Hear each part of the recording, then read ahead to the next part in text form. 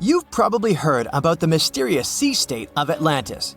It was a high-tech utopia where people lived happily, but then something happened, and Atlantis disappeared from the face of the earth. Many people believe that this city lies at the bottom of the Atlantic Ocean. But what if we've been looking in the wrong place all this time? What if it's somewhere different from where they're trying to find it? What if all this time Atlantis was in the middle of the Sahara Desert? Well, this unexpected theory has some evidence, but to study this version, you first need to understand what Atlantis was and how we got to know about it. The very first mention of the mysterious city was in 360 BCE. Ancient philosopher Plato wrote about Atlantis. His work, Dialogues, described Atlantis as a rich land with advanced technologies. Its inhabitants were powerful, intelligent, and beautiful, like superhumans. He described in detail the structure of the city, and this was the main reason why many people believed in the existence of Atlantis. According to his records, the Atlanteans built this place in several concentric circles of black and red stone. Then they covered these circles with brass, tin, and precious metals. In the city, there were water channels on which ships sailed. The Atlanteans were sailors, so they built a passage from their city to the open sea. On the internet, you can find many drawings of Atlantis, created based on Plato's descriptions. Take a look at these drawings and an actual photo of the Eye of the Sahara. This place in the Sahara has a shape of several concentric circles. It looks as if a destroyed city left a trace on the sand. Many people have written online that the lost city was located there, but no one could prove it. Once upon a time, the Sahara was filled with rivers and lakes. In prehistoric times, there was only water there. So far, everything matches. The Eye of the Sahara was first discovered in the 1930s. This place was considered a crater from a fallen meteorite. But in the middle of the 20th century, scientists conducted a soil analysis and refuted the version with a fallen space rock. In the end, everyone agreed that this was a dome of molten rocks under which magma was raging. For millions of years, wind and water had been destroying the formed landscape and eventually made it look like perfect circles. But what if the Atlanteans once came to this place and used natural circles to build a city? In this case, we would have many traces and artifacts from this developed civilization. And yes, archaeologists did find some arrowheads, spears, oars, and other things there. But this has nothing to do with Atlantis. In the Eye of the Sahara, a multitude of Acheulean artifacts lies. It was an ancient tribe that frequented this place. For the first time, Acheulean tools appeared more than 1.5 million years ago. Some of the items found there may be 130,000 years old, and according to the records, Atlantis existed about 12,000 years ago. Archaeologists found no artificial structures in this place. There was also no debris or traces of a large city. People would have found some stuff if a big city with advanced technologies had existed here. The main supporter of this idea was one YouTube channel. It collected 1 million views and attracted the attention of many historians and anthropologists. The theory that the Eye of the Sahara is Atlantis was quickly refuted. People found too many discrepancies between this place and the description of Atlantis. The author tried to catch the viewer's attention by presenting external similarities between the natural landscape and the fictional ancient city. Another popular theory claims that Atlantis was a real continent located off the Bahamas, but then this city was swallowed up by the Bermuda Triangle. According to this legend, the city ruins still lie at the bottom of the triangle, but there's no confirmation of this theory either. Writer Charles Berlitz invented it. Adherents of this theory claim that the walls and streets in the western part of the Bahamas might be the ruins of Atlantis. But scientists disagree. They have proven that these walls are natural formations of coastal rocks. There are also rumors that the story of Atlantis was inspired by an actual historical catastrophe, the Black Sea Flood. This is the Bosporus, a strait in Turkey connecting the Black Sea and the Sea of Marmara. Around 5,600 BCE, the Black Sea was twice as small as it is now and had many cities on its shores. Unfortunately, a huge flood destroyed this flourishing civilization. Within a year, cities descended underwater, and surviving inhabitants moved to foreign lands and spread stories about the flood. Maybe these stories inspired Plato to come up with Atlantis. In the 1950s, people came up with another version. Atlantis was the continent that is now Antarctica. Tens of thousands of years ago, a warm continent with a developed city shifted to the northern part of our planet because of the movement of Earth's crust. The Atlanteans couldn't adapt to the cold conditions, and Atlantis was covered with a thick layer of ice. This theory was refuted when scientists began studying the tectonic plate's nature. It turned out that Earth's crust couldn't have moved such a huge continent as Antarctica. The tectonic plates don't behave this way at all. But the main question is, was Atlantis real? No one had described it before Plato. Perhaps the philosopher came up with it. Maybe he did this to emphasize the correctness of his views on life and to identify his philosophical theories. In his works, he wrote a lot about divine and human nature and how people can destroy this nature. He spoke of decaying ideal societies because of immoral behavior and vices. The Atlanteans were once moral, spiritual people who created a utopia, but then they became greedy and mean.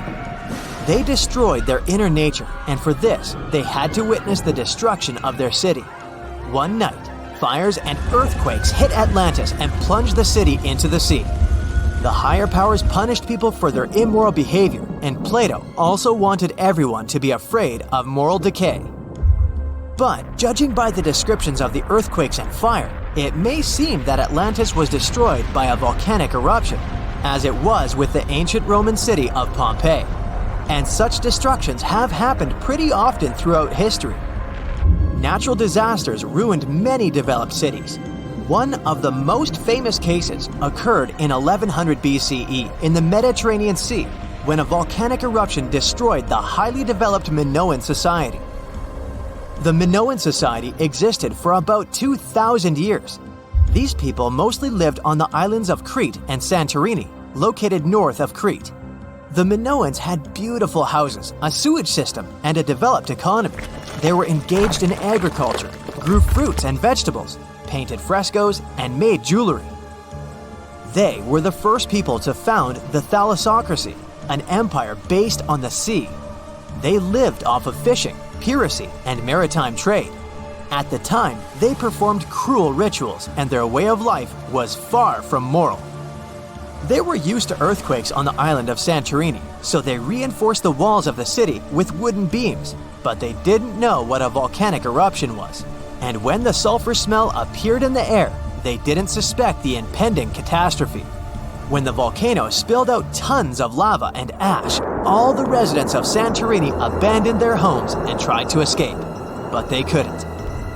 The eruption and earthquake triggered a tsunami. A large wave flooded the coastal part of the island of Crete. This hit the economy of the Minoans hard and destroyed their port harbor.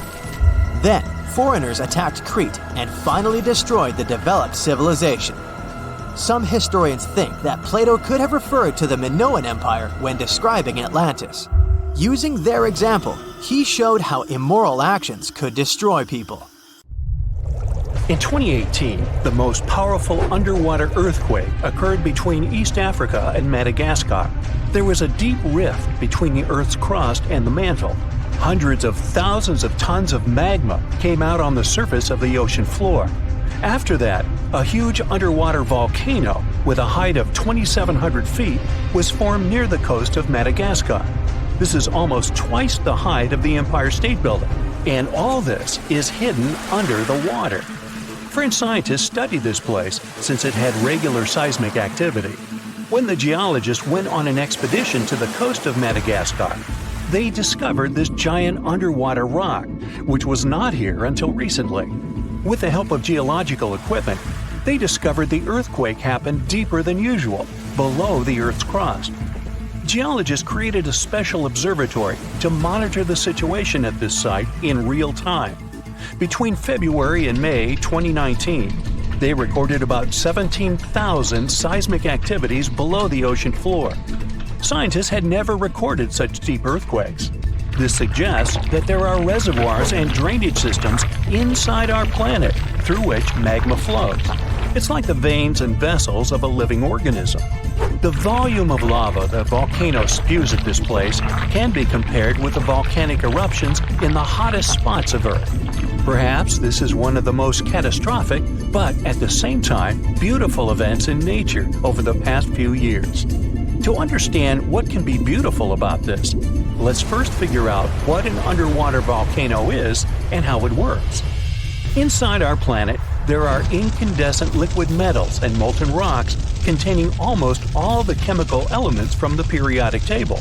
All this hot substance is called magma, which constantly flows in the planet's bowels. Anyway, magma is lighter than the surrounding Earth's crust, so it always tries to break out upwards. Fortunately, the surface of our planet is strong enough and doesn't allow magma to splash out. But sometimes it happens, and here's why. The Earth's crust consists of many solid parts, tectonic plates. These plates collide with each other because of movement. Imagine a massive picture of puzzles. Each detail of this puzzle is a tectonic plate, and they all are constantly moving. Sometimes one puzzle gets unhooked from another. When this happens, magma immediately spills out of the resulting gap. And these places of faults with flowing magma we call volcanoes. When such a volcano erupts, a new geology begins. A splash of magma shakes the ocean floor. Lava and ash erupt from the inside of our planet. It causes a release of destructive energy of incredible power. But thanks to the water, such a catastrophe can go unnoticed. More than 70% of the seismic activity associated with volcanoes occurs underwater, and almost no one notices it. But inside the water, there's a total mess. Lava heats the water and destroys the seabed. The ocean in this area boils, and large air bubbles rise up. But the enormous pressure of hundreds of millions of gallons of water suppresses the volcano's destructive power.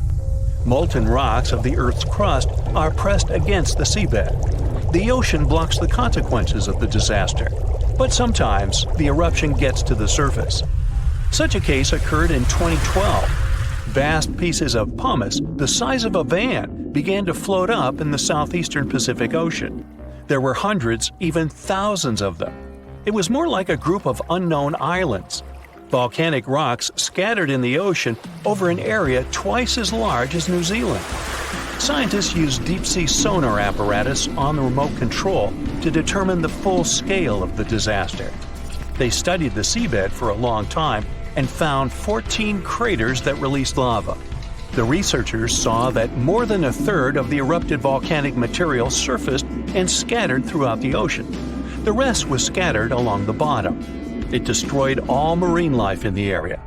However, after the eruption of volcanoes, life is reborn like a phoenix from the ashes. Volcanic ash, lava, and soil around the volcano contain many useful elements and minerals. They nourish the soil and promote the development of microorganisms not only on land but also in water. That's why there's so much vegetation, flowers, and trees around volcanoes. And underwater volcanoes can eventually form natural islands. This is a long process, resulting from which a large piece of land comes out of the water. When magma goes out, the water immediately presses it to the seabed. The eruption can go on for a long time. The released magma raises the level of the seabed. After another 100, maybe 1,000 years, a new eruption begins. New magma flows lay a new layer on the surface of the previous one. Over millions of years, layer by layer, the volcano has been growing. It's slowly rising up because of constant eruptions. Some volcanoes may go out forever, and some continue to erupt. And then, one day, the level of volcanic rock reaches the surface in the form of a huge island. After many more years, the volcano may go out, and then life appears on the formed island. The destroyed seabed area is filled with animals, trees, flowers, and plants. These volcanic islands have unique ecosystems because they develop separately from all continents. Observing such islands helps scientists understand how life on Earth was born. There are hundreds of islands around the world that have appeared because of eruptions of underwater volcanoes.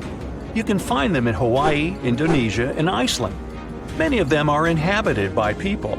They build villages and small towns there. The ground on such islands is fertile. Fruits and vegetables grow there. The water is filled with fish. Such places may seem like paradise, but at the same time, it's dangerous to live there because the volcano may wake up. One of the most famous eruptions occurred on the island of Ogashima, south of Tokyo. People built a beautiful city right in the crater of an active volcano, and in May 1785, the eruption began. No one expected this to happen.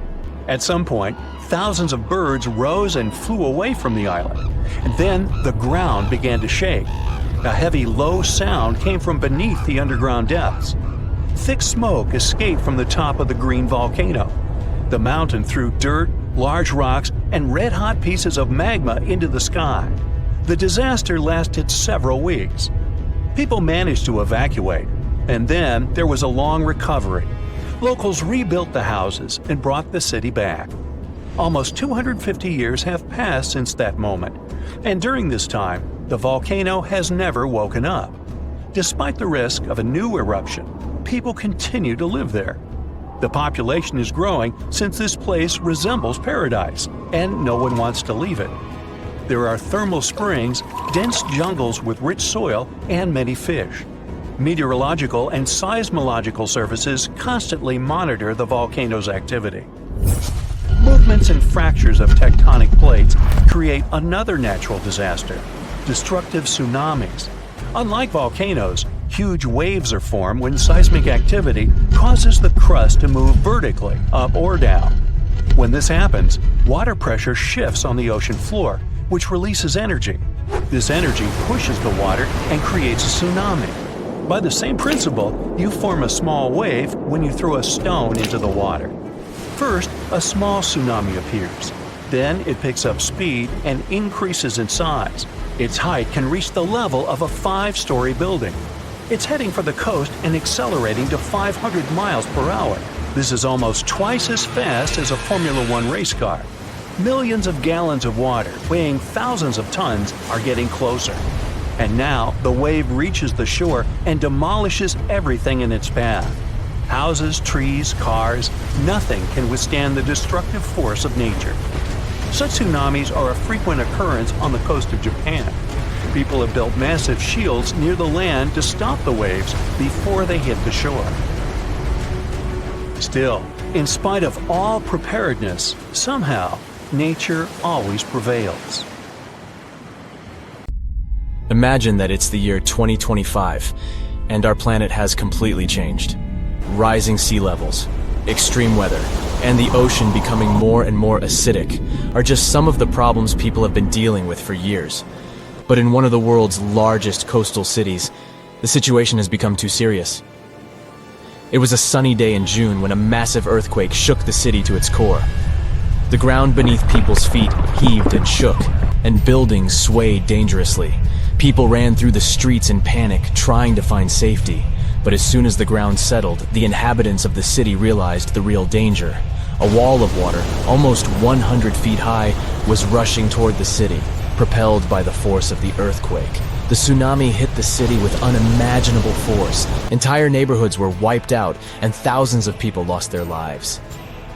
But here's where things get interesting. In the aftermath of the disaster, the city's authorities realized that they couldn't just rebuild the city as it was before. They needed to be better prepared for the next potential disaster. And so they came up with an incredibly ambitious project to build an underwater city. The goal was to create a self-sufficient, sustainable city beneath the ocean's surface that could withstand any natural disaster. The underwater city would be powered by renewable energy, using tidal power and underwater solar panels. It would be designed to withstand extreme weather and would have its own emergency response systems. The project attracted some of the world's top scientists, engineers, and architects. They worked tirelessly to design the city and carefully considered every aspect of the project. The underwater city would have everything that a typical city had, from schools and hospitals to stores and restaurants. There would be underwater farms where fish and other marine creatures could grow. The city would even have its transportation system, advanced submarines, and underwater tunnels connecting different parts of the city. The project became a shining beacon of hope for people. It showed that even in the face of disaster, we could come together to create something amazing. But as time went on, the project no longer seemed so perfect. The cost of the project turned out to be higher than planned. There were also concerns about how long such a project would exist. After all, the ocean is very unpredictable. And still, the team of scientists and engineers never gave up. After years of trial and error, they finally created the perfect underwater city, a marvel of engineering, a self-contained ecosystem that could sustain people indefinitely. The buildings were constructed from a material that could withstand the immense pressure at the bottom of the ocean, and the city itself was powered by a network of advanced hydroelectric turbines. It wasn't long before the first wave of colonists arrived at the underwater city.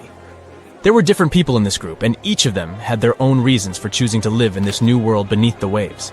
Some were adventurers seeking a new world to explore, while others were hoping to escape natural disasters raging on dry land. But despite their differences, all these people shared a common goal: to build a new society, one that was in harmony with the natural world. The underwater city flourished, and new discoveries were made every day. The colonists developed new technologies and ways to tame the power of the ocean. They learned to farm the sea and started cultivating underwater gardens that provided them with a steady food supply. But living underwater was challenging. People felt isolated and even claustrophobic.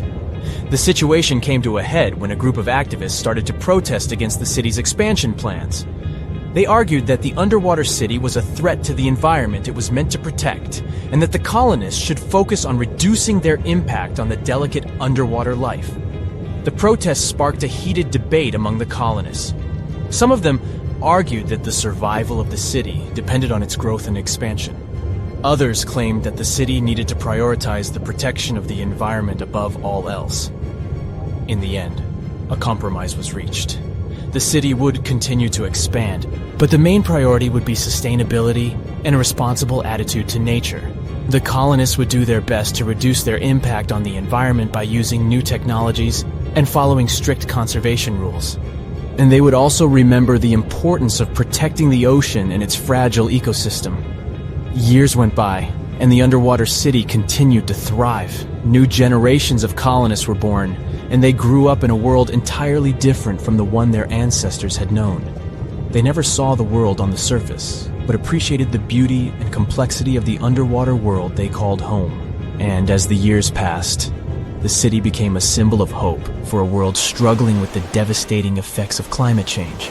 It showed that despite all difficulties, people could come together to create a better world.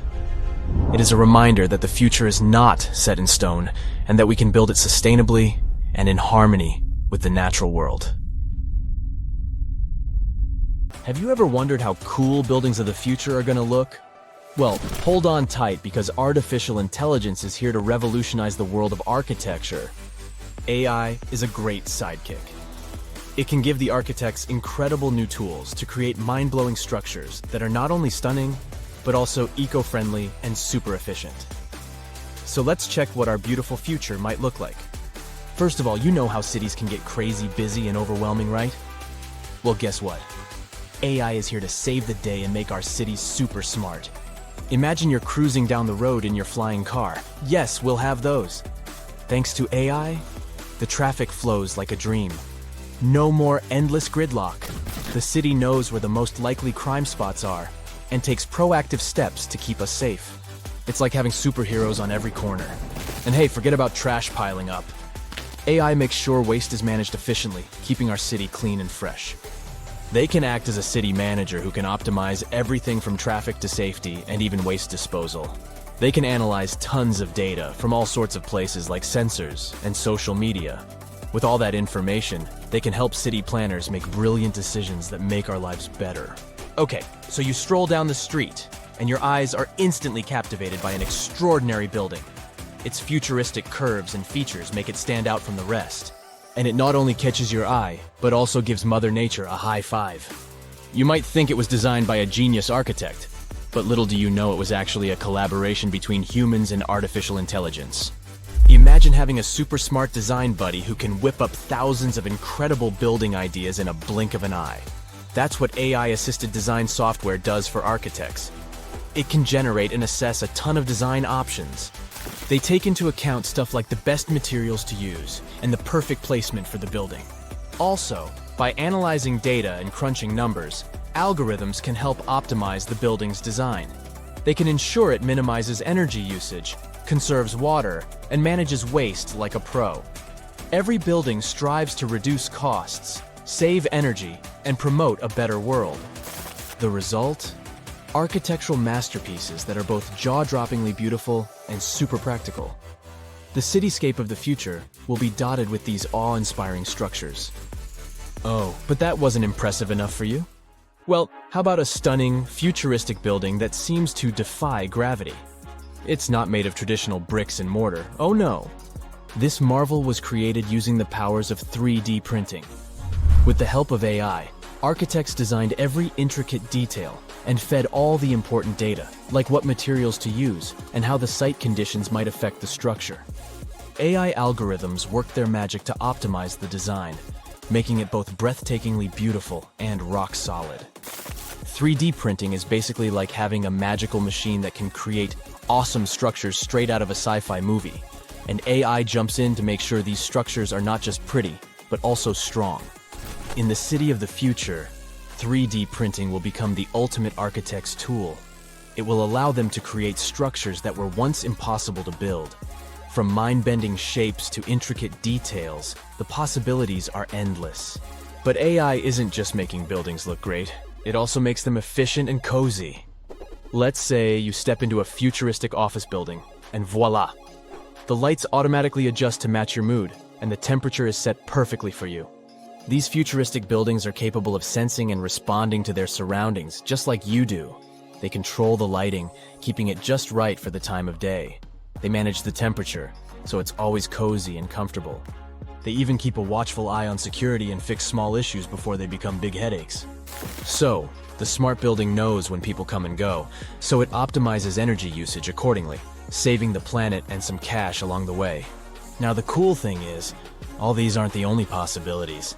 How about turning skyscrapers into a vertical forest? Recently, an architect from India got super excited about the power of artificial intelligence.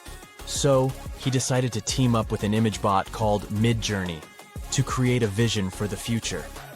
But instead of a dull, robotic world, they aimed for something spectacular. With text prompts like utopian technology and futuristic towers, the architect and AI got to work. Guess what? Midjourney didn't disappoint. It conjured up a world where buildings were covered in lush vertical forests and adorned with shapes inspired by nature.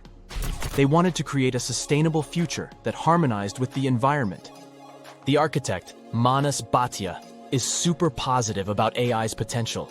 He doesn't see it as a threat to his job, but as a powerful tool for positive change. He envisions a future where architects and AI collaborate to make breathtaking designs. In his project, Bhatia even asked the AI to imagine symbiotic and hollowed structures, and it responded with pictures of apartments nestled within hollowed-out trees. Imagine a world where the building itself becomes a living, breathing part of nature. Well, Bhatia believes that nature should play a big role in architecture. He loves designing structures that embrace nature's beauty and functionality. From buildings built around trees to facades that regulate temperature, he's all about blending architecture with the natural world. With architects like Bhatia and the superpowers of AI, the future of cities is going to be amazing. So get ready to step into a world where nature and technology coexist in perfect harmony. It's a dream we can't wait to see come true. Or if you're not a big fan of trees, how about this? Skyscrapers that aren't made of solid bricks, but instead, they're inflatable wonders. Zumo, an architectural practice in Barcelona, used the magic of AI to bring these wobbly structures to life. These inflatable superstructures rise above future cities like illuminated balloons in the sky. Here's the best part. These inflatable buildings have sustainability superpowers. You can pump them up to towering heights, flatten them for easy transportation, and rebuild them wherever they're needed. Plus, they're powered by renewable energy, reducing their impact on the environment. Pretty cool, right? Phew. The future is zooming toward us like a rocket. Artificial intelligence can become the secret sauce that makes architects' work extra special. But hey, with great power comes great responsibility. We need to use AI wisely and ethically. For now, we don't have to worry about machines replacing architects. Artificial intelligence still needs a human hand, or else we might end up with buildings that look like mashed up bananas or ice cream cones, unless that's your thing. In addition, humans have one important advantage. They, well, are humans. We need to keep in mind that artificial intelligence doesn't have emotional intelligence. It's a brainy genius, but it can't fully understand the feelings and vibes we humans crave in our spaces. So, we must remember to infuse our designs with that human touch, those warm and fuzzy elements that make us go, "Ah, I feel right at home." And let's not forget that AI is still learning. It's basically just taking its first steps, and we need to be patient and give it time to grow. Rushing things too quickly could lead to wonky designs or buildings that look like a jumbled puzzle.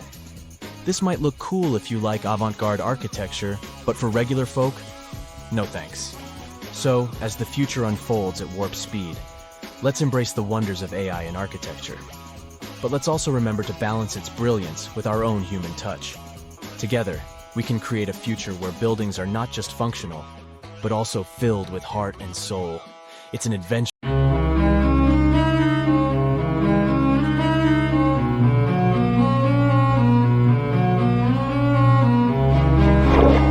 Question for you. Do you think Atlantis could be real?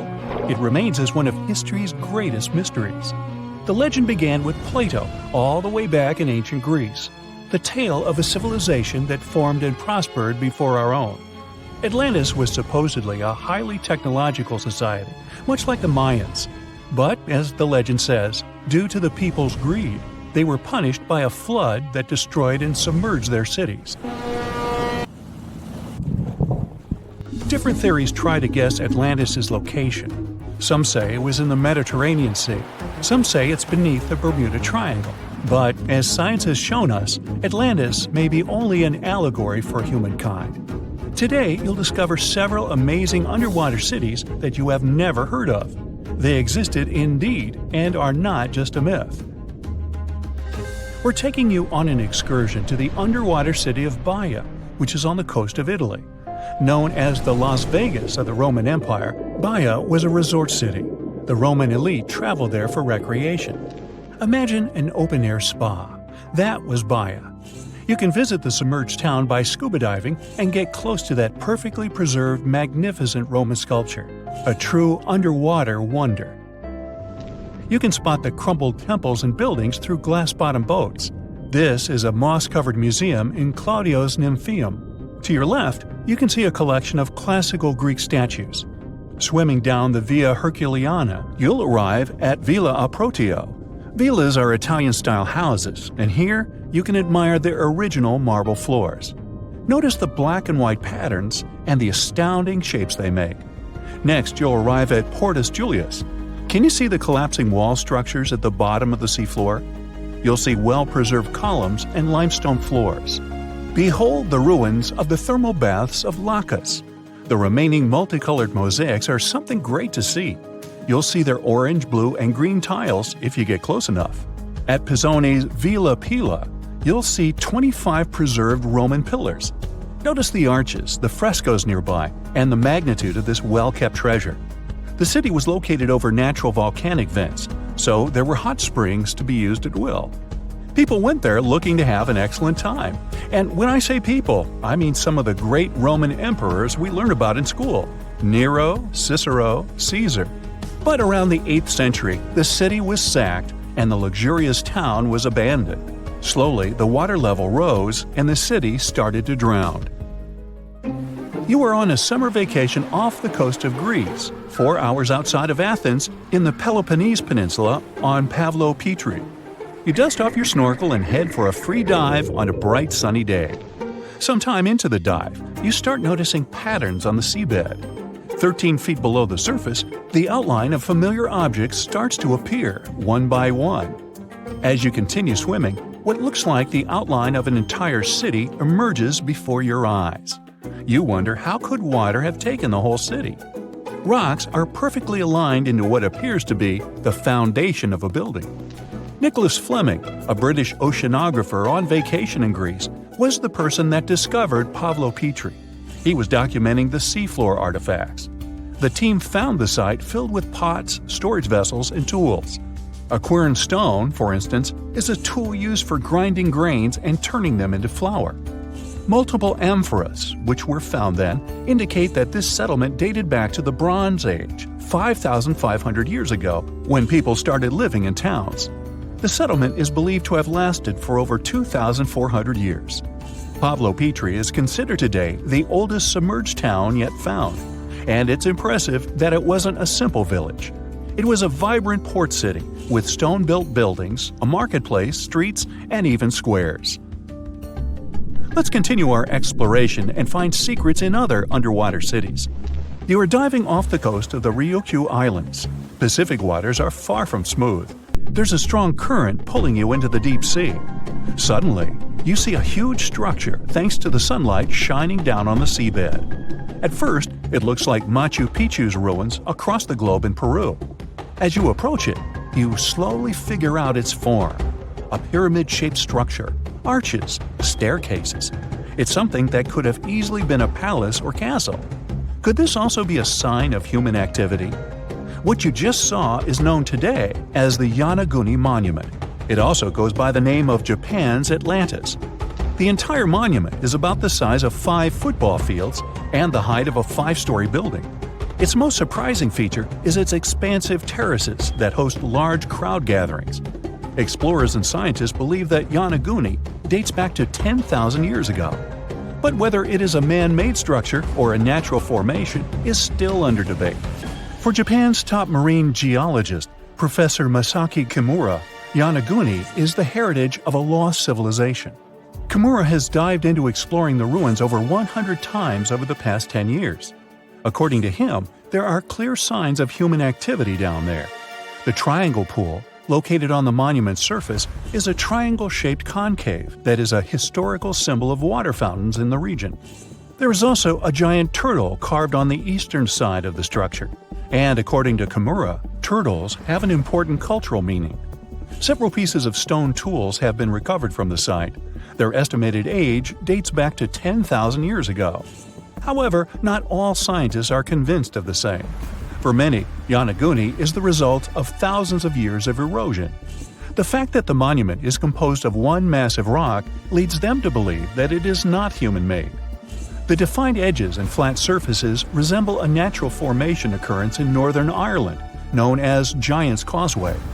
A series of interlocking basalt columns look like the ruins of a palace, but they were the result of volcanic activity in the region.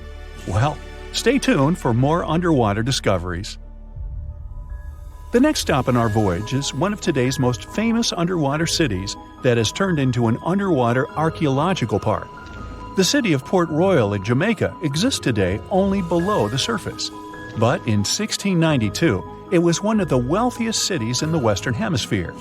Port Royal was the center of the British Empire at the time, and an important trade city that attracted people from all over. It was also home to real-life pirates of the Caribbean. On the morning of June 7, 1692, the people of Port Royal met a different fate than they probably expected. The bars and restaurants beaming with life woke up shaking. People were taken out of bed with the power of a massive earthquake, estimated today at 7.5 on the Richter scale. One survivor says he saw the earth opening up and swallowing the town whole. What he said could be true, as the city was mainly built over sand. The ground sucked buildings, roads, and everyone above. Geysers erupted, and finally, waves as big as 10-story-high buildings hit the city. About 33 acres of the city disappeared underwater, and amazingly, most of its 17th century remains lie in good condition under 40 feet of water. In the ruins, archaeologists have found taverns, storage rooms, kitchens, and recreational buildings used for diverse purposes. You can see a grand lion statue, a submerged bridge, and many picturesque arches. Now, do you fancy a trip to India? Just outside its coast lies another sunken marvel. A site known as the Lost City of Cambay is located on the Gulf of a similar name. It remained hidden until 2001, when the National Institute of Ocean Technology did a routine water assessment. With sonar technology, which sends a wave of sound to the bottom of the sea, they found something far beneath the surface. Images showed well-defined geometric shapes spread along a 5-mile stretch. The remains found dated to more than 9,500 years ago, meaning that this civilization was lost at around the end of the Ice Age. Debris recovered from the site included construction material, pottery, beads, sculptures, and even bones. Scientists argue whether these artifacts are indeed from the site, but if they truly are, then the lost city of Cambay would be the oldest civilization in the world. In November 1922, a boy walked through the desert mountains of Egypt and discovered some ancient steps carved into the rock. Subsequently, this find became one of the world's largest and most significant archaeological discoveries. This step was part of Tutankhamun's untouched tomb. Archaeologists found about 5,000 ancient objects, including jewelry, fabrics, painted vases, and funeral masks. You've probably seen one of them. It has become one of the most recognizable attributes of ancient Egypt. More than 100 years have passed since then, and now humanity has finally become close to another large-scale discovery, the tomb of Cleopatra. This queen was the last active ruler of the Ptolemaic Kingdom of Egypt, who sat on the throne from 51 to 30 BCE. There are many ancient records about Cleopatra, her reign, and her unusual personality, but until now, no one has discovered the secrets about her passing away in the burial place. So, one archaeologist, Dr. Kathleen Martinez, has been studying ancient records and temples around Alexandria for decades, and concluded that the tomb of the queen should be located under the ancient city of Taposiris Magna, founded in 280 BCE. It was a big city on the northern coast of Egypt, where tens of thousands of people were engaged in trade and industry, and it seems that Dr. Martinez's guesses turned out to be correct. She and a group of archaeologists have discovered a secret underground tunnel near Alexandria, with a length of about 0.8 miles. It was cut into the rock under Taposiris Magna's temple. During further excavations, they found many things that indicate Cleopatra's tomb lies in the tunnel's depths. It's also possible that she is buried there together with the Roman commander, Mark Antony. According to ancient records, Cleopatra and Mark Antony loved each other and together opposed the Roman Senate, which declared Antony a traitor. The fact that natural disasters have occurred on the territory of Taposiris Magna for thousands of years can complicate the excavations. Earthquakes and floods destroyed the city and possibly flooded its underground tunnels.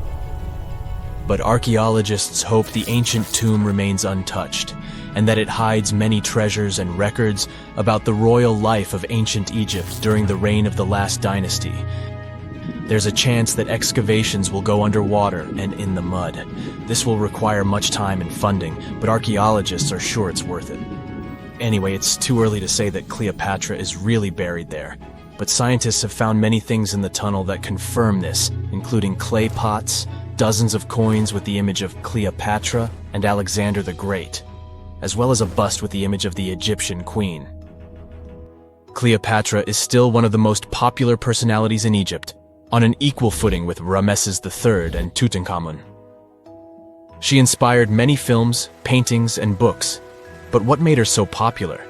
She became famous for her inconsistency. She was a beautiful, intelligent ruler who pulled Egypt out of the crisis and made it a prosperous power. Medieval Arabic texts say she knew chemistry, mathematics, and philosophy, and may have written several scientific books. She knew several languages and had excellent diplomatic skills.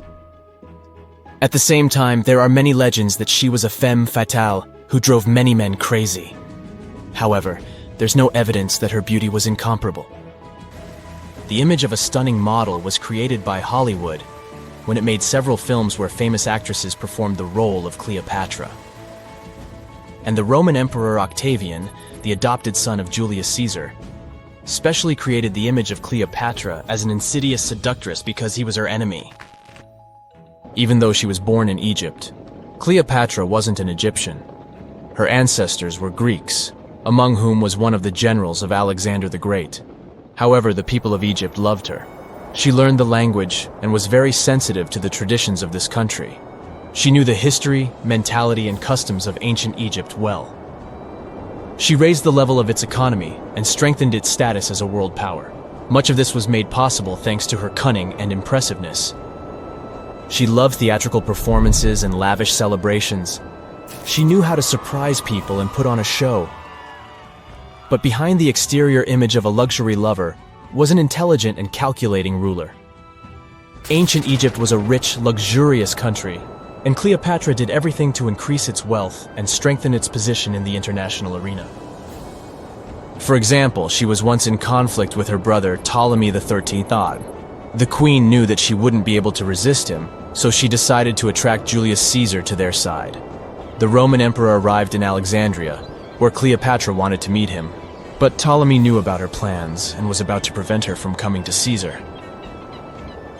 Then, instead of a rich and noisy arrival, Cleopatra decided to make her visit inconspicuous. She wrapped herself in a carpet or linen bag the emperor's servants carried into Caesar's private chambers. Cleopatra emerged from the carpet and impressed the Roman emperor with her beauty and determination. As a result, they fell in love with each other and became close allies.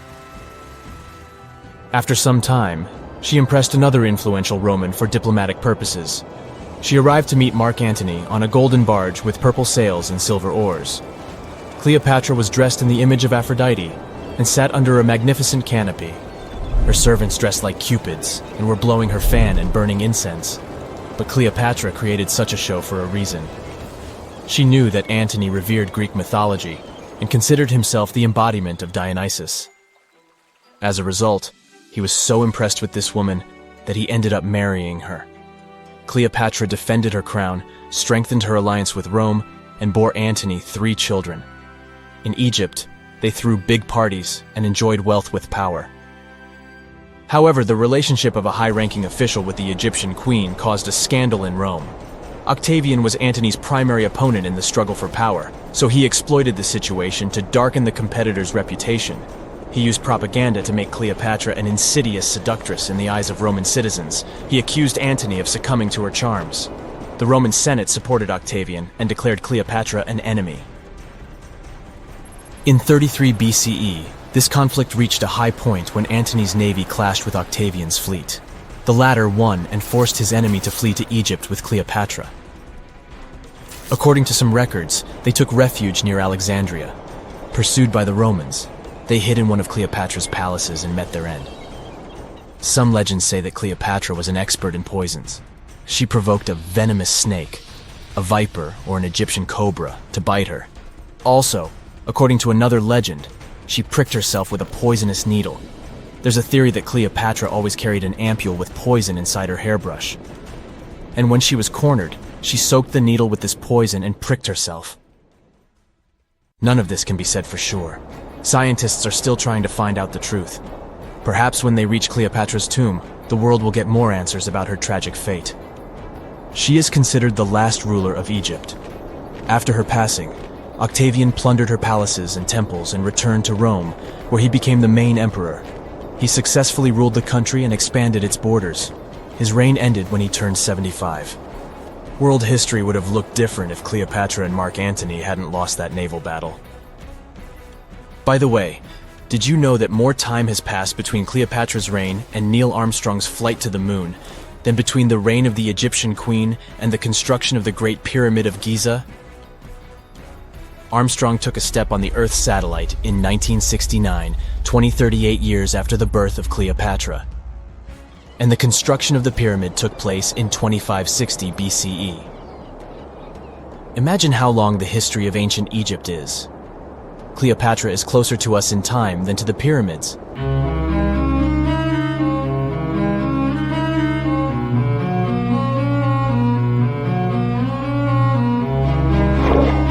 Question for you. Do you think Atlantis could be real?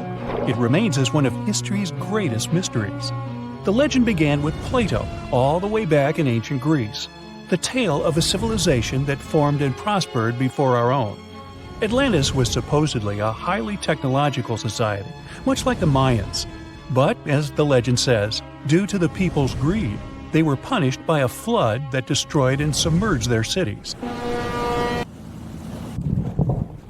Different theories try to guess Atlantis' location.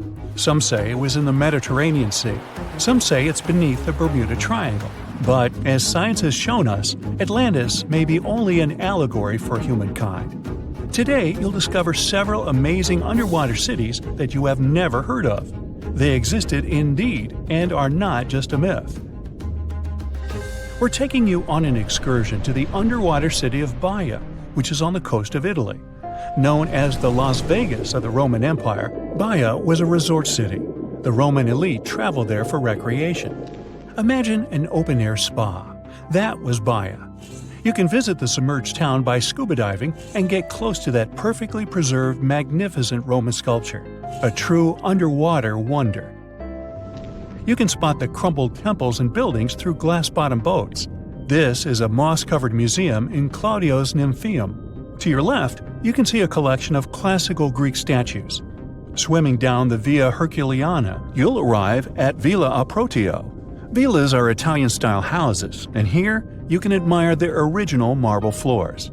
Notice the black and white patterns and the astounding shapes they make. Next, you'll arrive at Portus Julius. Can you see the collapsing wall structures at the bottom of the seafloor? You'll see well-preserved columns and limestone floors. Behold the ruins of the thermal baths of Lacus. The remaining multicolored mosaics are something great to see. You'll see their orange, blue, and green tiles if you get close enough. At Pisoni's Villa Pila, you'll see 25 preserved Roman pillars. Notice the arches, the frescoes nearby, and the magnitude of this well-kept treasure. The city was located over natural volcanic vents, so there were hot springs to be used at will. People went there looking to have an excellent time.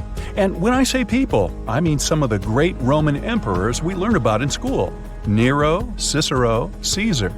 But around the 8th century, the city was sacked and the luxurious town was abandoned.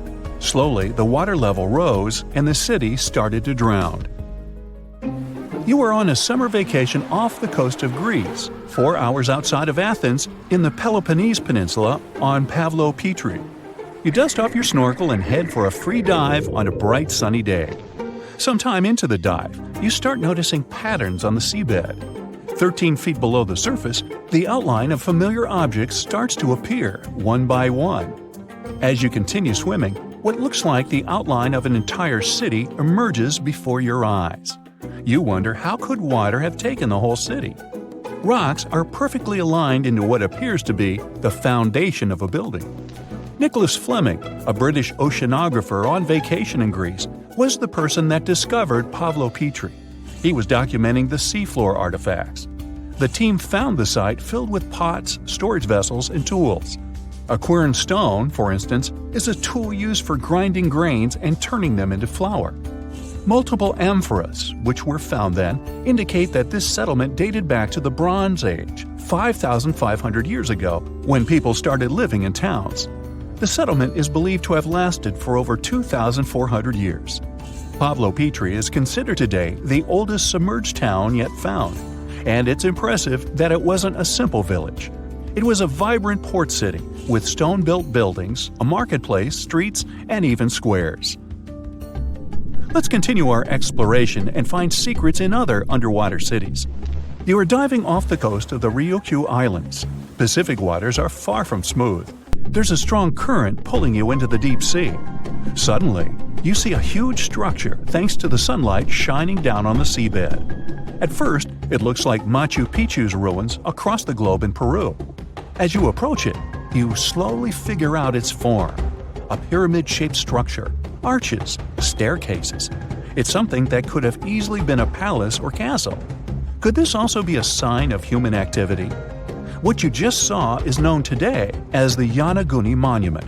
It also goes by the name of Japan's Atlantis. The entire monument is about the size of 5 football fields and the height of a 5-story building. Its most surprising feature is its expansive terraces that host large crowd gatherings. Explorers and scientists believe that Yonaguni dates back to 10,000 years ago. But whether it is a man-made structure or a natural formation is still under debate. For Japan's top marine geologist, Professor Masaki Kimura, Yonaguni is the heritage of a lost civilization. Kimura has dived into exploring the ruins over 100 times over the past 10 years. According to him, there are clear signs of human activity down there. The Triangle Pool, located on the monument's surface, is a triangle-shaped concave that is a historical symbol of water fountains in the region. There is also a giant turtle carved on the eastern side of the structure. And according to Kimura, turtles have an important cultural meaning. Several pieces of stone tools have been recovered from the site. Their estimated age dates back to 10,000 years ago. However, not all scientists are convinced of the same. For many, Yonaguni is the result of thousands of years of erosion. The fact that the monument is composed of one massive rock leads them to believe that it is not human-made. The defined edges and flat surfaces resemble a natural formation occurrence in Northern Ireland, known as Giant's Causeway. A series of interlocking basalt columns look like the ruins of a palace, but they were the result of volcanic activity in the region. Well, stay tuned for more underwater discoveries. The next stop on our voyage is one of today's most famous underwater cities that has turned into an underwater archaeological park. The city of Port Royal in Jamaica exists today only below the surface. But in 1692, it was one of the wealthiest cities in the Western Hemisphere. Port Royal was the center of the British Empire at the time, and an important trade city that attracted people from all over. It was also home to real-life pirates of the Caribbean. On the morning of June 7, 1692, the people of Port Royal met a different fate than they probably expected. The bars and restaurants beaming with life woke up shaking. People were taken out of bed with the power of a massive earthquake, estimated today at 7.5 on the Richter scale. One survivor says he saw the earth opening up and swallowing the town whole. What he said could be true, as the city was mainly built over sand. The ground sucked buildings, roads, and everyone above. Geysers erupted, and finally, waves as big as 10-story-high buildings hit the city. About 33 acres of the city disappeared underwater, and amazingly, most of its 17th century remains lie in good condition under 40 feet of water. In the ruins, archaeologists have found taverns, storage rooms, kitchens, and recreational buildings used for diverse purposes. You can see a grand lion statue, a submerged bridge, and many picturesque arches. Now, do you fancy a trip to India? Just outside its coast lies another sunken marvel. A site known as the Lost City of Cambay is located on the Gulf of a similar name. It remained hidden until 2001, when the National Institute of Ocean Technology did a routine water assessment. With sonar technology, which sends a wave of sound to the bottom of the sea, they found something far beneath the surface. Images showed well-defined geometric shapes spread along a 5-mile stretch. The remains found dated to more than 9,500 years ago, meaning that this civilization was lost at around the end of the Ice Age. Debris recovered from the site included construction material, pottery, beads, sculptures, and even bones. Scientists argue whether these artifacts are indeed from the site, but if they truly are, then the lost city of Cambay would be the oldest civilization in the world. "Can you drive faster, please?" you ask the taxi driver nervously. You arrive at the airport and quickly grab your bags from the trunk, rushing to the building in cold sweat. You bump into people in the crowd, apologizing on your every step, and finally, you're on board. In a few hours, you go from the airport straight to the yacht awaiting you in the harbor, and only seeing the shore drift away from you brings you calm. At last, your Bahamas vacation has begun. You lie down and close your eyes in peace. A slight rocking of the yacht wakes you up. You don't know exactly how long you slept, but the sun is slowly sinking below the horizon. You enjoy a magnificent red sunset, but after a minute, you suddenly realize that you can't see the shore. You run across the deck, looking this way and that. The endless ocean is everywhere. You reassure yourself of having navigational skills and go to the bridge. You look at the compass and see the arrow turning like crazy. Oh, the Bahamas, the Atlantic Ocean, the compass! Wait a minute. Oh no! You're in the Bermuda Triangle! You've heard a lot of stories about this place. Sea monsters, an extraterrestrial base, time loops, and Atlantis. But what to believe? Try to guess which of the theories about the Bermuda Triangle are true. So, the compass, GPS, and internet on your phone become useless. All electronic stuff isn't working. You can't start the yacht's engine to leave this place. Does this happen in the Bermuda Triangle or not? One of the most popular shipping routes passes through the Bermuda Triangle. Every year, many ships sail here, and since the 19th century, only 50 have disappeared. There are places on the planet where many more ships were gone. And if there were serious problems with navigation in the triangle, then the ships would never sail here. Previously, the compass wouldn't work well in the Bermuda Triangle since the lines of the two poles coincided here, true north and magnetic north. If you fall into this line, your compass will behave strangely. But the magnetic north is constantly shifting, and now it's far beyond the triangle. Your navigation is fine. Electronic stuff is fine too. But the fuel on your yacht ran out since you forgot to turn off the engine. You call the rescuers, and they promise to get to you soon. At this moment, a low-frequency noise comes from the depths of the ocean. The sky is twilight, and you notice a bright glow coming from the water. Then, a few feet away, a huge beam of orange light bursts out of the water and rushes into the sky. Another beam shoots out from the other side of the yacht. The starry sky is overcast. It seems like a huge blaster is shooting plasma columns into the sky. A new circle of light appears around your yacht. It gets brighter and brighter, and the energy charge breaks your ship in half. In a life jacket, you jump into the water screaming. A bright light is formed right below you, and, of course, it's all fairy tales. One of the most popular theories is that the site of the Bermuda Triangle was once the ancient city of Atlantis. The people who lived there had amazing technologies that have no rivals in the modern world. And among these technologies, energy crystals were the most incredible. They generated energy and fed it to all of Atlantis. The city is sunken, but the crystals continue to work and release rays of energy directly from the sea floor. This legend appeared around the middle of the 20th century. It was the beginning of all the other popular myths about the Bermuda Triangle. You sit in the cabin and wait for the rescuers. The yacht is rocking. A storm is coming. You look out the window to understand how serious it is, but you can't see anything. Something dark and sticky has pressed itself against the glass from the outside. And this something is moving. It's a huge tentacle. They're everywhere, clinging to the yacht from all sides. You hear the ship's planks crack and run out onto the deck. A heavy thunderstorm has come, and a huge squid appears from the water. It wraps its tentacles around the yacht and pulls it down. You can't move out of fear.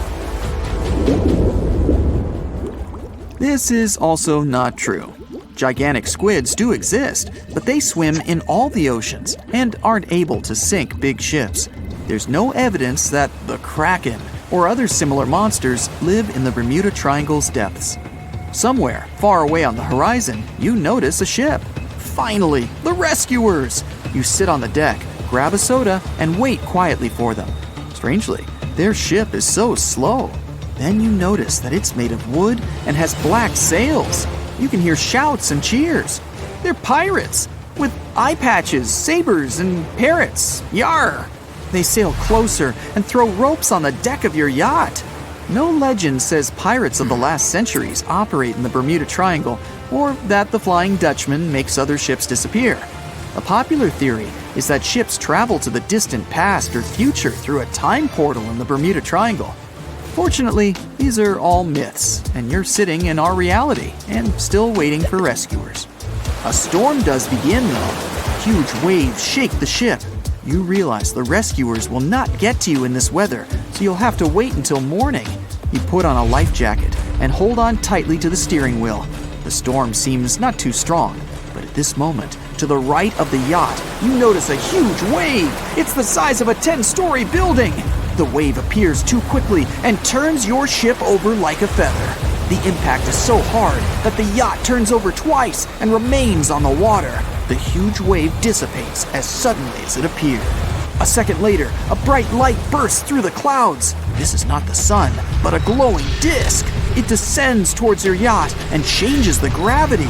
Your ship is slowly rising into the air. A loud howl strikes your ears. The glowing disc opens, and you find yourself in a black space. This is also a legend. Spaceships from other galaxies don't abduct people in the triangle. You're back on the deck during a storm. That huge wave was real, by the way. This phenomenon is called rogue waves. People see them all over the world, and not just during storms. A rogue wave can suddenly appear during a calm sea. Even now, scientists have not fully studied the nature of this phenomenon. Many believe the waves transfer kinetic energy to each other and create a single wave that spits out the charge and becomes unexpectedly huge. Immediately after that, the wave disappears as the energy has run out. There's no evidence that these waves are often happening in the triangle. However, the Bermuda region is subject to frequent storms and hurricanes. In such conditions, the rogue can easily appear. The storm is ending. You're glad you managed to survive. You can see the first rays of the sun and hear the water foaming around the yacht. There are no waves. The sea is calm, but the surface of the ocean behaves strangely. It looks like the yacht has been caught in a huge bowl of boiling soup. The boiling is so strong that the ship is rocking wildly. You hold on tightly to the steering wheel, but an especially powerful thrash throws you overboard. Calm down, everything's fine. There's a realistic but unconfirmed theory that says there are methane deposits under the Bermuda Triangle. Sometimes, the gas comes out from below the sea floor and fills the water with huge bubbles that foam the surface. This phenomenon exists, but numerous studies have shown that there's no methane concentration in the Bermuda Triangle. You have already spent almost 24 hours in one of the most mysterious places on the planet and survived. Finally, you see the rescuers. The ship is approaching you. People take out canisters of fuel to refill your yacht. But at this moment, you see a huge fin the size of a sailboat. And then, a huge shark jumps out of the water. Its jaws are filled with hundreds of sharp teeth, as big as an adult's palm. The shark pounces on your yacht and pulls it to the bottom. Okay, that's not true either. In fact, there's not even such a myth about the megalodon swimming in the Bermuda Triangle. Phew!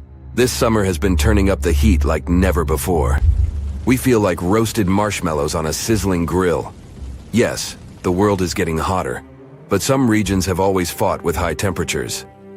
It turns out people had some inventions to keep themselves cool in ancient times too. Some of them are still functioning, even 3,000 years later. Let's take a look at how people saved themselves from heat throughout history. So, put an ice cube into your cold drink and get ready to hear how people survived the heat. Speaking of ice cubes, do you know that the Persians made an ice storage system? In the deserts of ancient Persia, people had an out-of-the-box idea about how to prevent their food from turning into a melted mess.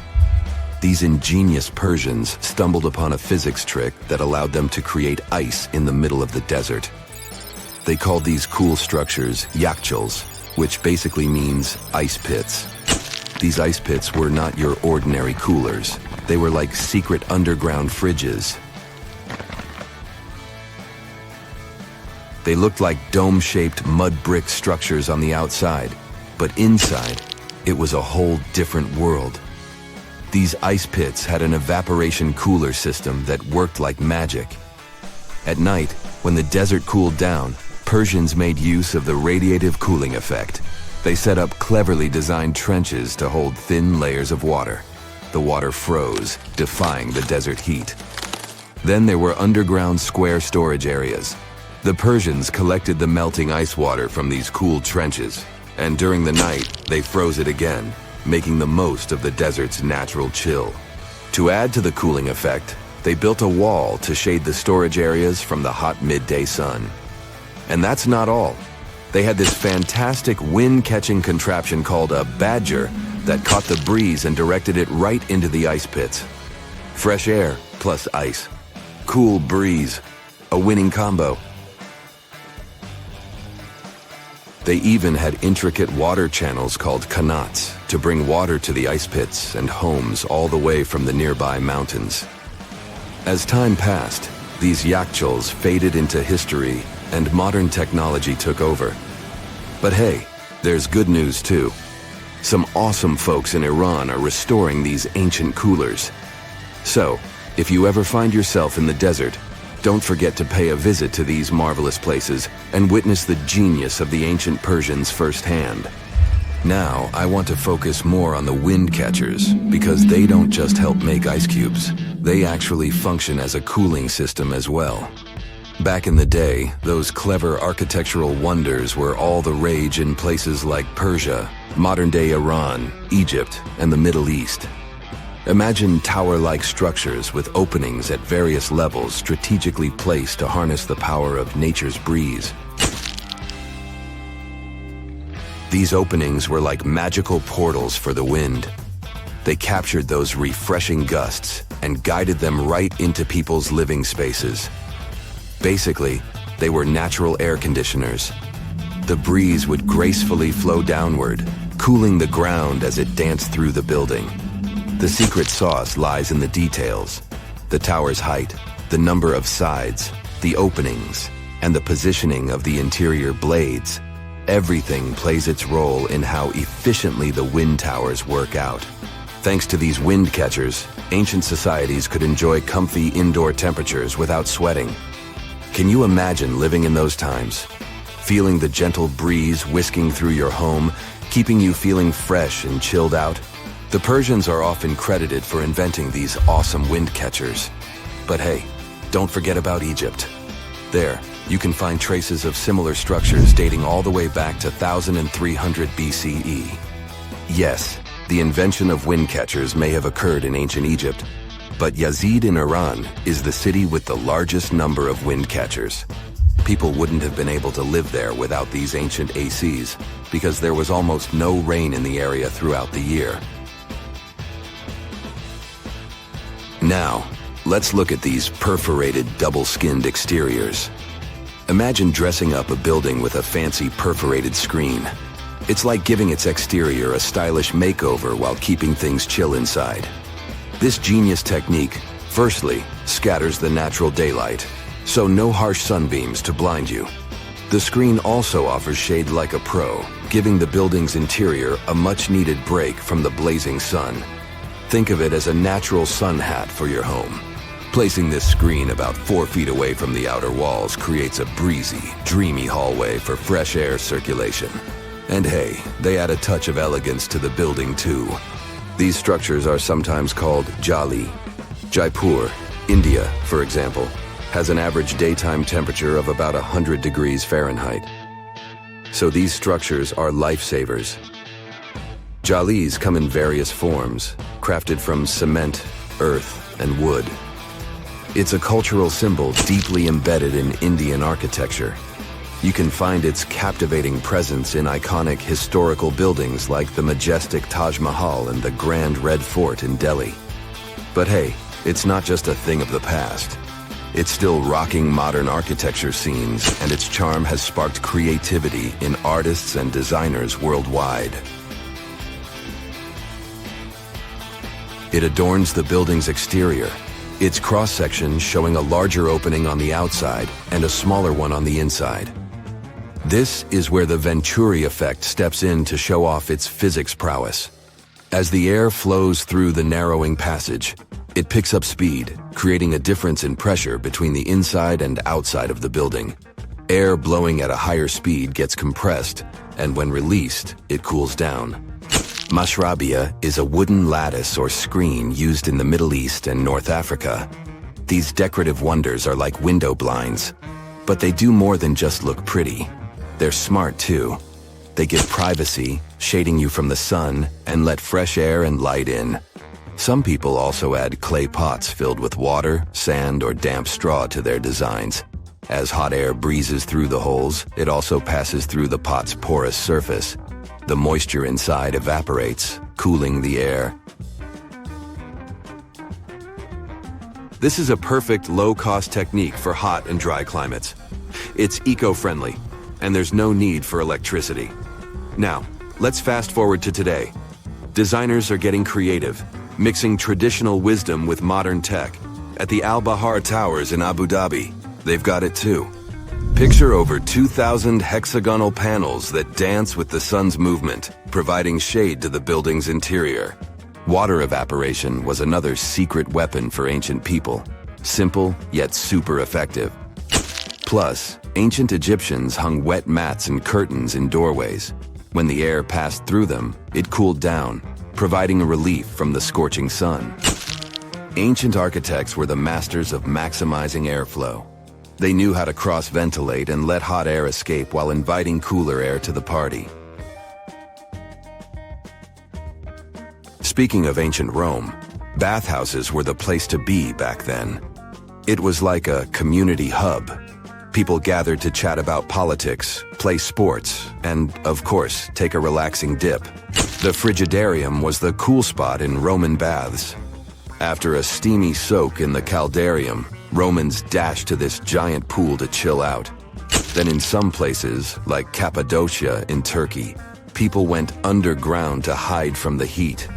They carved cozy dwellings in volcanic rock, harnessing the Earth's natural cooling powers.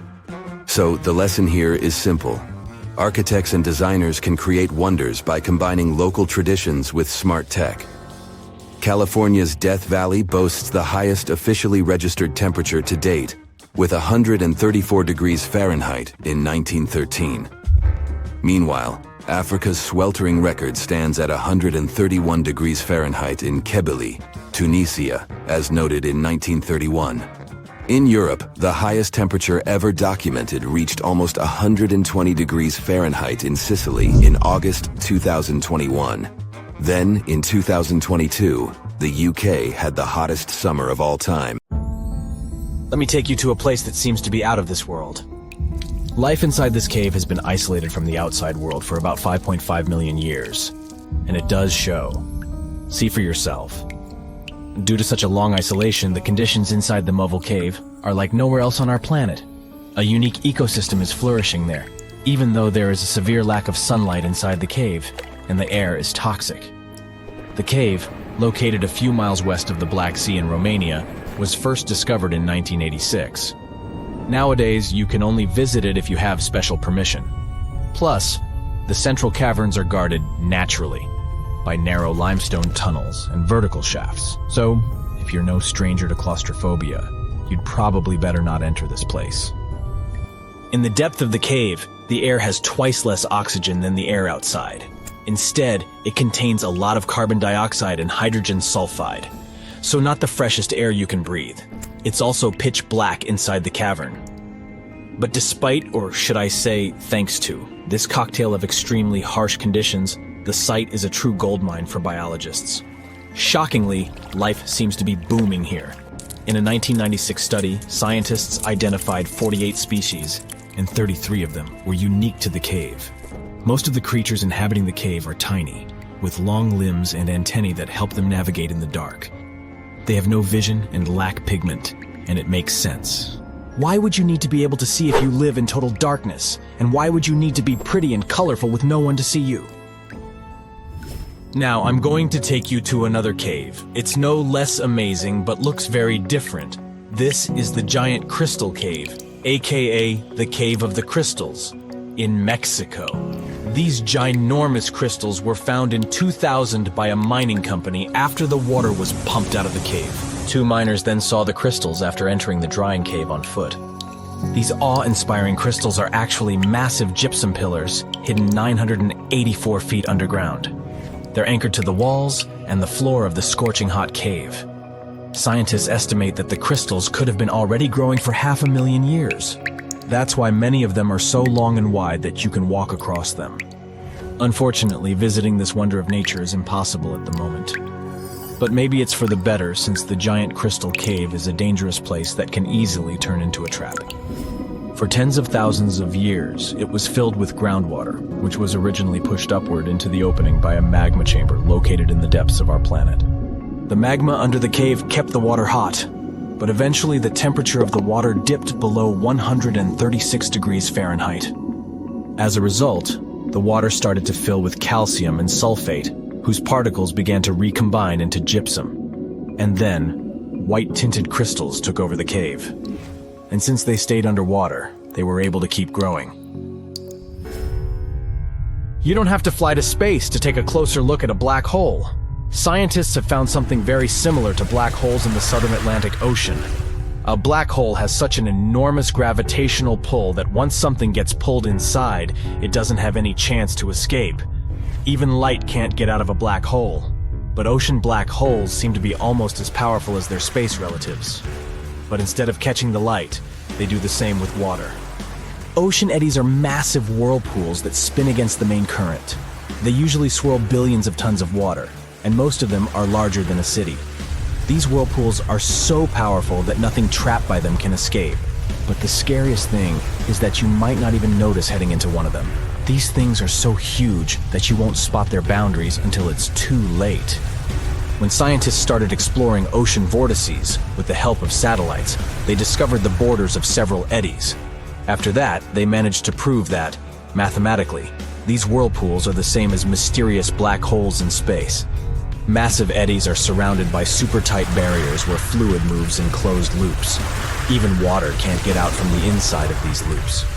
That's why tight ocean vortices play the role of enormous containers. Water inside them can be totally different from the ocean surrounding an eddy. And I'm not only talking about its temperature. The salt content inside and outside a whirlpool often differs as well. On the thin Curonian spit splitting the Baltic Sea from the Curonian Lagoon, there is one of the most bizarre places on Earth. Locals call this area the Dancing Forest because pine trees in this forest have shockingly unusual shapes. They twist in spirals and circles along the ground. There are some theories why it could be happening, of course. Some people claim that huge amounts of positive and negative energies once clashed in that spot. More down-to-earth individuals believe that the reason is geological. Sandy soil in the area is too unstable to hold trees growing upright. The most popular is the idea that strong winds blowing from the water influence the shape of the trees. In any case, experts haven't come to the final conclusion yet. Look at these underwater crop circles. For the first time, they were spotted in 1995, close to southern Japan's coast. Local divers called these 7-feet-wide structures mystery circles. The enigma had been plaguing many minds for almost 16 years until the culprit was finally caught. Imagine the researchers' surprise when it turned out to be a male pufferfish. The fish needs a bit more than a week to build one circle, and the aesthetics are obviously crucial. A male is swimming inside the circle, digging valleys in the sand with its fins. But that's not all. The fish also use shells and corals to decorate particular parts of their circles. This whole build-a-circle thing has a practical purpose as well. The way a male fish swims pushes the sand toward the center of the circle and creates a mound which later serves as a nest. The next mystery on our list is in the Caribbean. Just off the coast of Belize, there's a giant sinkhole. That's the Great Blue Hole. It's about 1,000 feet across and more than 400 feet deep. Once, a long time ago, this hole was a cave. But then rising waters filled it, making it collapse in on itself. The deeper you'll descend into the Great Hole's crystalline waters, the darker it will become. You'll see tons of stalactite-filled caves there, but entering them is extremely dangerous, unless you want to get hopelessly lost. Once you reach a depth of 50 feet, you'll notice that the water is shimmering. That's the invisible line dividing the sinkhole's salty top from the freshwater abyss. You might want to turn back right now. Who knows what you might come across in the murky depths. There was an old Amazonian legend that told about the river that was so hot that it boiled. And it was believed to be just a legend until Peruvian geoscientist Andres Russo questioned if the river could be real. All experts denied such a possibility. After all, hot rivers do exist, but only in the areas where there are volcanoes. As for the part of the country mentioned in the legend, there are no volcanoes in that region. But Andres Russo was too dedicated to give up. And in 2011, he finally located the river from the legends. The water in it was indeed steaming hot. Its temperature was 186 degrees Fahrenheit, not boiling, but pretty close to this point. But what shocked the researcher the most was the size of the river. One could think that the almost boiling water was the result of the activity of an underwater hot spring. But thermal pools are always small, while the river is 20 feet deep and flows for almost 4 miles. This is the only river of its kind on our planet. Mirror check. You've got your beige parka on, your chisel is packed, and your overnight plane ride to Saudi Arabia is booked. You know what this means, right? Unfortunately, you weren't cast in the remake of Dune. It just means that you're ready to go explore the world's largest desert areas in the hopes of uncovering prehistoric secrets about our ancestors. Let's get one thing straight. If you ever thought that deserts were empty spaces, think again. They might be filled with sand as far as the eye can see, but they also hold a lot of history, you know, because before humans settled down in cities and towns, we were nomadic people, and we traveled all around the globe looking for food, water, and shelter. So we had to come up with some interesting stuff to survive. Like this thing that was found in the desert of Saudi Arabia. Do you have any idea what this could have been? Over many years, scientists have discussed the origins and use of huge structures such as these ones. It seems our Neolithic ancestors were way smarter than we gave them credit for. They didn't spend all their hours around the fire carving weapons out of stone. No, they were also practicing their architectural skills. These huge stone structures are called desert kites, because if you look at them from a distance, well, they sort of look like kites. Archaeologists have arrived at the consensus that these kites were used to lure animals in. This way, it would make it easier for our ancestors to guarantee their week's food. But that's not all. Take a look at these monolithic structures right here. They show us that our ancestors probably drew on rocks, the blueprint of what they were going to build on the ground. Just like modern-day architects, desert kites could be miles long, so they drew out a plan before actually building them. The most surprising feature of all is that these kites were built even before things such as Stonehenge. We're talking around 7,000 to 9,000 years ago. Over the last decade, scientists have been able to identify over 6,000 desert kites spread across the Middle East and West and Central Asia. If you don't think this huge, try building something this large without the help of any drones. It looks like a pretty difficult feat to me. And apparently, Saudi Arabia's desert is filled with more amazing things. Scientists have found mysterious stone structures that are older than the pyramids of Giza in Egypt. So of course, you can't wait to go check that out. Can we all agree that carrying around heavy rocks to build a pyramid without the help of modern technology sounds absurd? I mean, how on earth did they do it? Now imagine turning back the clock about 2,000 years into the past and finding humans that built similar gigantic structures in isolated areas. Take a look at these so-called mustadils. They are rectangular structures built from piled-up stones, found over 77,000 square miles. Some archaeologists believe that these monuments were used for ritualistic purposes, maybe processions of some kind, where people would walk from one end of the plateau to the other. I'd be down for that. Now let's move on to another deserted area. We're entering the world-famous Sahara Desert landscape. Isn't it beautiful? Here, you're about to unravel an ancient mystery, something that took years for researchers to solve. Fun fact, the Sahara Desert is the world's largest hot desert. It spans over 3 million square miles, which would be like putting 1,000 times the country of Hawaii next to each other. We say it's the largest hot desert because the world's largest desert area is Antarctica. But we all know temperatures over there are freezing, not the typical image of when we think of a desert. Deep into the desert, near the Algerian town of Fougeret et Zoua, something strange was found. For decades, these tiny dots appeared on images of Google Earth, but nobody could explain what they were. Some scientists were sure that these circles are the result of oil activity in the region. Others guessed that these were ancient fogeras or ancient water wells. There are dozens of them, stretching for miles and miles in a straight line. The strange thing is that they are always far away from any town, road, or human activity in general. So what was or is their purpose? If you had to take a guess, what would you say? Remember we talked about how our ancestors had to be creative in order to survive in the desert? Let's try to walk in their shoes for a minute. Imagine you're a nomadic hunter-gatherer living in a desert area. You spend your days basking in the hot sun, trying to count all the grains of sand around you. But you also need to eat and drink water. But how on earth do you get water in a desert? Sure, you can hope to keep running into Oasis every week or so, but that seems a bit risky, doesn't it? That's why North African people invented the so-called fogaras. The fogaras are a 2,500-year-old irrigation system. Locals would dig deep wells in elevated areas, wells deep enough to tap into underground water. Then, they would dig parallel shafts at regular distances. This way, the water would flow from the main well down into all the shafts and irrigate entire areas. Travelers could stop by the shafts and quench their thirst. They could also raise livestock and tend to crops. Pretty clever, huh? As much as these holes did look like fogaras, a little bit of research would show you that they're not. You see, these shafts were built in a line, and not in a circular shape like the ones we're looking at now. So maybe it has something to do with the second option? Maybe these desert holes were related to oil activity in the region?